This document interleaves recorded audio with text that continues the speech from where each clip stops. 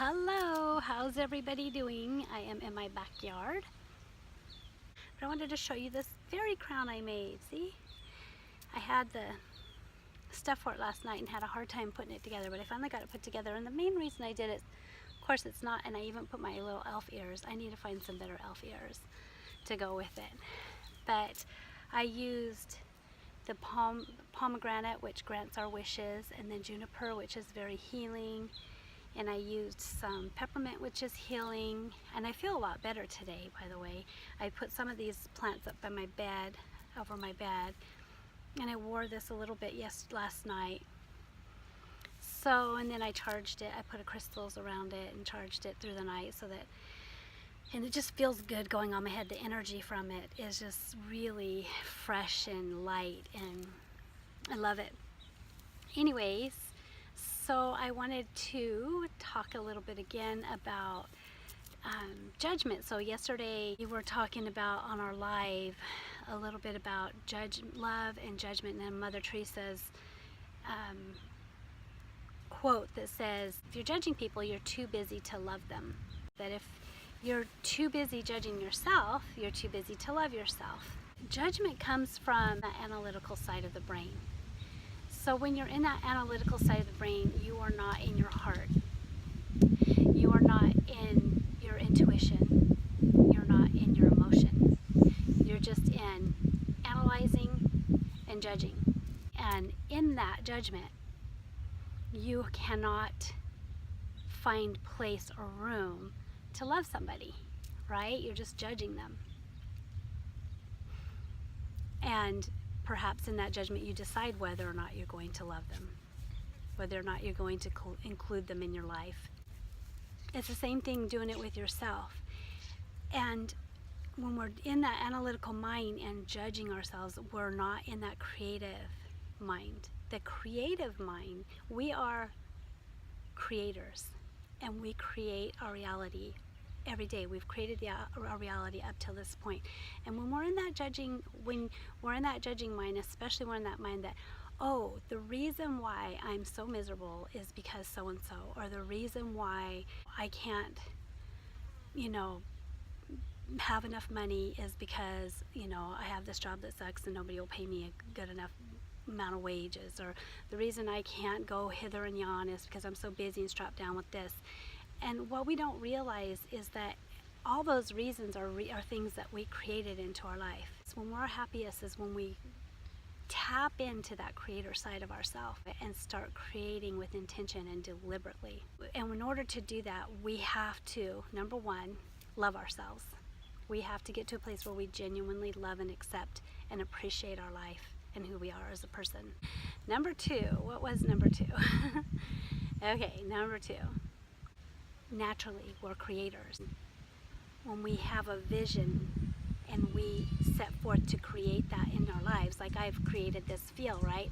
I wanted to have a kind of a fairy feel today, and I'm outdoors, and I created a fairy crown, and I put little, ears on, and I'm creating a whole essence around me, and I'm doing it deliberately, right? Number two, when we blame, we're basically saying, something else out here has more power over me and is creating my life circumstances. So we abdicate our own creative ability. And when we do that, we become depressed. We could become, which is you being pressed down. You who at your core is pressed down. So think about any time that you were in a real creative mode, that you enjoyed something that you were creating and doing, whether it was collectively with somebody or by yourself, and how good it felt, Because that is what we are at our core. We are creators, and it feels good to create, and we find happiness in creation. Isn't that interesting? There's a little wasp. He just landed right under my thing and he just flew off. Judgment gets in the way of your own happiness. Not only are you not able to love other people, you're not able to love yourself properly, You're not able to really accept and appreciate yourself, because the same way you judge yourself is the way you judge other people. And the same way you judge other people is the same way you judge yourself. So, and when you're judging, you're not loving, you're judging, right? Love is an action, and judgment is an action. Judgment is, I see this, and so because of this, I am going to cut off this part of my relationship, or I'm not going to do this with you, or I'm going to do this with you, or I'm not going to let that person in, blah, blah, blah, blah. And if we're doing that with our own self, we are cutting off aspects of ourselves. We're not connecting with us. We're not accepting parts of ourselves. And we're judging it, and we're not loving it. So we've all heard of unconditional love, right? So unconditional love is what we all want. We want somebody else to love us unconditionally, but we need to love ourselves unconditionally. And then I love the idea that Abraham Hicks brings in her perspective and her teachings, is the unconditional happiness, and that is where we decide we're going to be happy, and that our happiness isn't created by our conditions, because as long as our happiness is dependent on our conditions, happiness is going to be fleeting. But if we decide that we are going to be happy, if we decide that we're going to have unconditional happiness, that we're going to find the happiness in every situation, in every place that we live, in every place that we are, we either feel good or we feel bad, right? And when we feel bad, we feel unhappy because we feel bad. And when we feel good, we feel happy because we feel good, right? So it's all on a vibrational feeling scale anyways.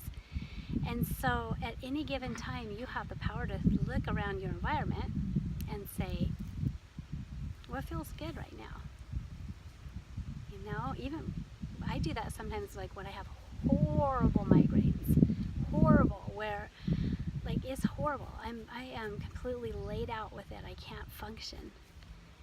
And sometimes I just have to sit up and rock, or I pace the living room because they're so bad. I can't even lay down on my head. They're so bad. And I'll stop and I'll start to think, what feels good right now? And it's hard when your head's pounding. It's hard to tune into what feels good, but then slowly but surely it might be that breeze. That feels good.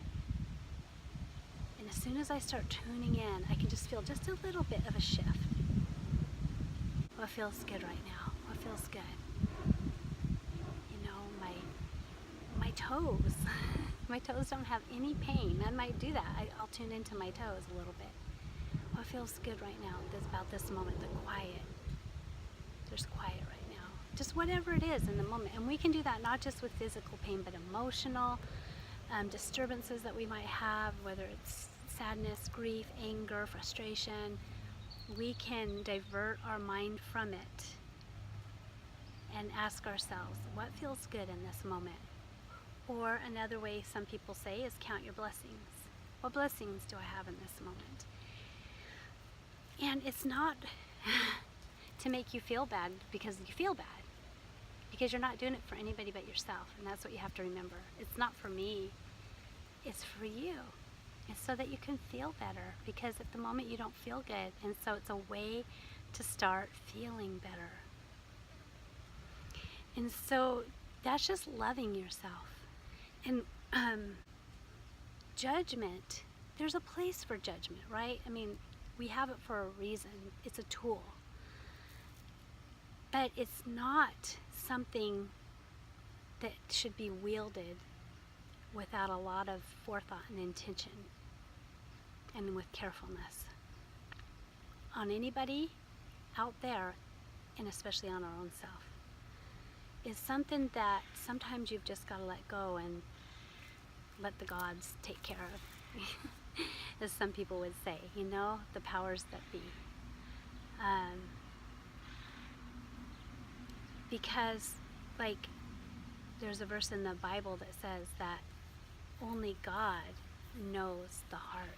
Deep down, sometimes we're not even aware of our own spirit within us, because we're too busy judging, we're out of connection with ourselves, we're not loving on ourselves, and so we don't even know our own heart sometimes, and so because we're judging it too much. The Spirit knows, and leave it there, because a lot of times even people that do things that seem obviously stupid to us, or obviously mean, or obviously wrong, right?